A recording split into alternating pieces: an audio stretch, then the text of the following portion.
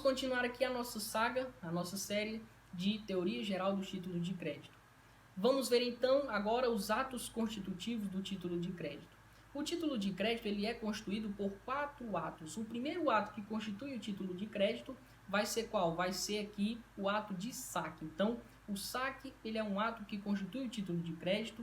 Nós vamos ter também o aceite, que é o ato que constitui o título de crédito. Vamos ter também o endosso e o aval. São esses 4 atos que formam o título de crédito. E aí, vamos falar nesse vídeo aqui sobre 2 deles, que é o saque e sobre o ato de aceite. No caso do ato de saque, ele é o ato praticado pelo sacador. O ato de saque, ele é nada mais nada menos do que o ato de emissão de um título de crédito. E no momento em que o sacador ele pratica essa emissão, ele emite esse título de crédito, ele vai estar se vinculando aqui ao cumprimento da obrigação e vai estar deixando de ser chamado de sacador para ser chamado de quê? Para ser chamado de emitente. Então, ele vai ser chamado de emitente nesse momento que ele praticar o saque. Depois disso, nós vamos ter aqui o aceite. O aceite ele é o ato praticado pelo sacado, é o ato de concordância, então é quando o sacado ele vai lá e concorda com a obrigação que está lá no título de crédito, ele diz, ok, eu vou cumprir no dia tal, estou fazendo o pagamento, pode ficar tranquilo. Então ele concorda, ele aceita. E aí no momento em que ele aceita, ele se torna o quê? Um devedor principal. Então ele vai se tornar um devedor principal estando vinculado ao cumprimento da obrigação do título de crédito, no momento em que ele aceita. E aí nesse momento, então, que ele aceita, ele vai ser cobrado pelo valor lá no dia do vencimento. Lembrando o seguinte, que nesse momento que ele está aceitando, ele vai passar a ser chamado de aceitante. Então o sacado ele deixa de ser sacado e passa a ser chamado de aceitante. Com relação ainda ao aceite, no que diz respeito ao aceite, só vai existir esse ato constitutivo aqui na duplicata e na letra de câmbio. No caso, a diferença desse aceite na duplicata e na letra de câmbio é o seguinte, é que o aceite na letra de câmbio ele é o que? Ele é facultativo, ou seja, ele pode ou não aceitar, isso não precisa de motivo dele, ele pode ou não aceitar se ele quiser, ele faz o que ele quiser, o sacado. No caso, se tratando da duplicata, não. Na duplicata, ele precisa aqui ter um motivo para ele se recusar. E aí, nesse caso desse motivo que ele tem que ter para recusar, no caso desse motivo que ele tem que ter para recusar, está previsto lá no artigo 8º, no artigo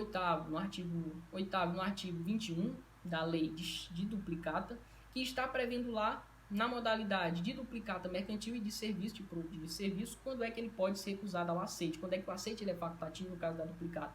Então ele vai ser facultativo, vamos supor que na duplicata mercantil, quando por exemplo a empresa que se obrigou a fornecer a mercadoria, ela se obriga a fornecer essa mercadoria por sua conta e risco, e o que acontece? Ela não entrega essa mercadoria. Aí, nesse caso, o sacado ele pode não aceitar. Agora, no caso de serviço, ele fornece, por exemplo, a empresa que é para fornecer um serviço, ele fornece serviço diverso. Aí, nesse caso, ele pode aqui se recusar a aceitar. E aí, no que diz respeito ao aceite, ele pode ser em preto ou em branco. O aceite em branco ele é aquele aceite que só pode ser dado no anverso do título de crédito, em qualquer título de crédito, no anverso do título de crédito, deve conter lá a assinatura lá. No caso do em branco, ele é em branco porque não identifica o ato praticado. No caso do aceite em preto, ele vai identificar o ato que foi praticado e pode ser dado no verso e no anverso do título de crédito. E agora, falando ainda sobre o aceite ele pode ser total ou parcial. O aceite total, ele é aquele aceite que a pessoa, que o sacado, ele vai estar se vinculando ao cumprimento de todo o valor do título de crédito. E no caso do parcial, não, há somente uma parte do valor do título de crédito. Lembrando o seguinte, que se o sacado ele se recusa a aceitar, o que vai acontecer? Se ele se recusar a aceitar, nós vimos que o título de crédito ele pode ser exigido o pagamento antecipadamente. Então, se o sacado se recusar a aceitar, pode ser exigido o pagamento antecipadamente.